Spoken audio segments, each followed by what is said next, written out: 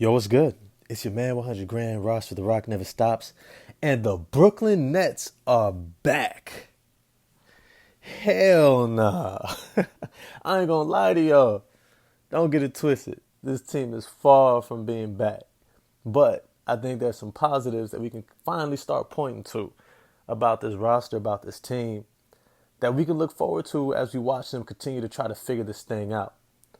If you enjoyed this video, smash the like button for me, hit subscribe and the bell for notifications. Yo, the Brooklyn Nets, I think I've said it plenty of times, they're a bit of a shit show. And I would say, more so than anything, it's the organization more than it is the players. The organization just don't know how to stay out of its own way. They don't know how to be quiet, shut up, and let the players play and be human beings and just stay out the way. This is how winning happens. You stay out the way. LeBron says something political. Do you see the Lakers making some official press conference about if they agree with it or not? Nope. Not even the Knicks do that. If somebody who's a star caliber player does something even remotely controversial, Julius Randle ran his mouth yelling at the fans almost the entire time last season, cussing them out. I don't care about these people. Every taboo thing you're never supposed to do as a player, but he's the max salary player. He's the all-star, all-NBA player for that team. And what did the owner say? Not a damn thing. Not a damn thing. You know why? Because he stays in his lane. He knows at least that much. Dolan is definitely not an owner, a team governor to really, give flowers to at this point. But at least he knows how to stay the hell out the way. And the Brooklyn Nets haven't known how to stay out of their own damn way. But a few things I want to point out from this last game against the Portland Trail Blazers that can at least be some positives that they can really draw from. And for the Brooklyn Nets fans out there, they can start to actually feel some positive energy about. One thing I want to say is you got rid of Steve Nash. Good job. The difference between him and Jacques Vaughn is absolutely apparent. It is tremendous. It is incredible. There is an incredible, huge, significant difference between Steve Nash and Jacques Vaughn. Jacques Vaughn was a long-time journeyman player throughout the NBA, point guard, and long-time journeyman assistant coach who's been around the NBA for a long time.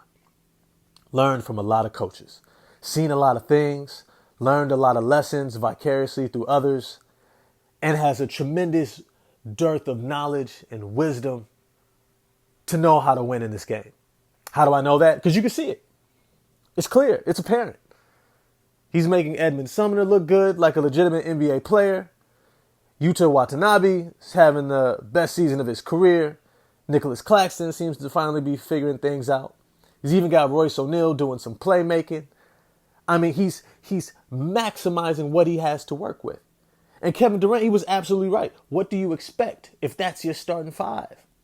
You shouldn't expect much. But that's no longer his starting five. And this is another positive. The return of Joe Harris, Seth Curry to this roster, along with Ben Simmons getting more into shape, is beginning to reshape what this roster looks like. They're no longer depending upon Cam Thomas to understand how to win at this level. They're no longer having to depend upon Day'Ron Sharpe. They no longer have to depend upon these young guys who don't know necessarily what to do or how to win at this height of competition when it comes to playing alongside of an all-time great in Kevin Durant.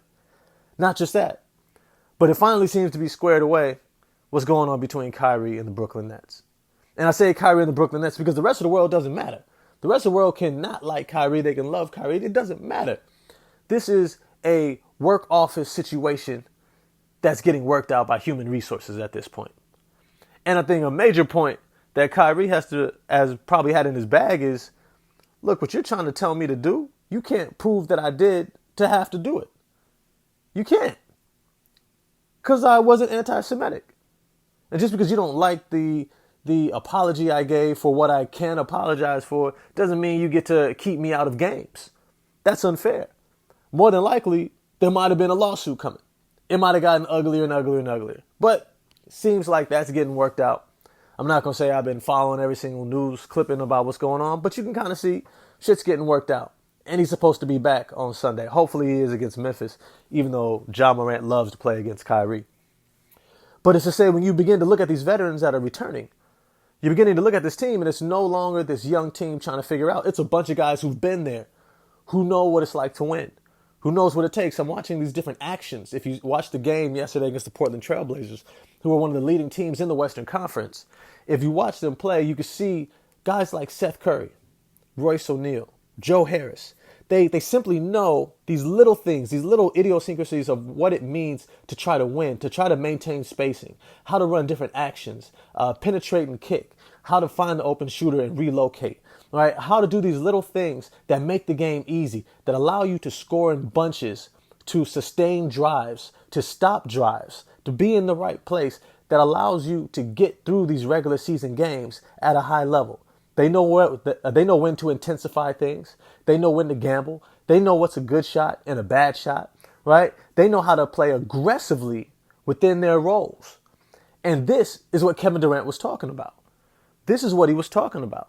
Saying, yo, I can't win with a bunch of guys who are still trying to figure out who the hell they are in this league. Cam Thomas doesn't know who he is in this league yet. Day'Ron Sharpe doesn't know who he is in this league yet.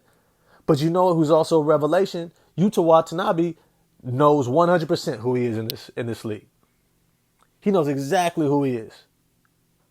He knows his job is to be a marksman, move without the ball, get out in transition, provide energy, do the dirty work, defense, rotate, penetrate, and kick. You know who he kicks it to? Not to Cam Thomas.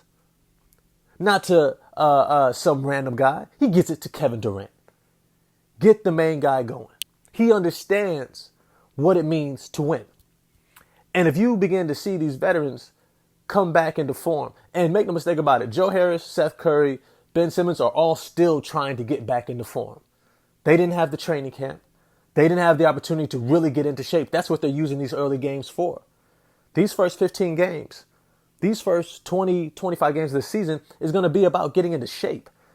It's going to be about getting their wind back. It's going to be about getting their explosiveness. And I anticipate, more than anything, after the All-Star break, you're going to see Brooklyn go on a run. If they're still healthy, they are going to go on an absolute tear.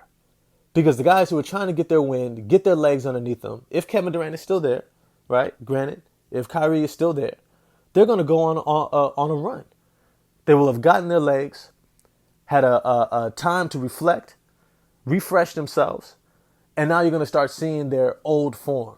You're going to start seeing Joe Harris shoot 5 of 7 from 3 on a regular basis. Seth Curry is going to start having bigger games where he's getting 18 points, 4 assists, shooting 4 of 7 from 3. Right? You're going to start seeing these guys begin to play up to the talent that we know that they have. And when they start doing that, that's when this team is going to get ugly. That's when we're going to start seeing what everybody has known or should have known by now this team's potential was. But if you're a Brooklyn Nets fan, I want to know what you think. Holler at me in the comment section. I'm going to holler at you back. I'm going to see y'all next time. Peace.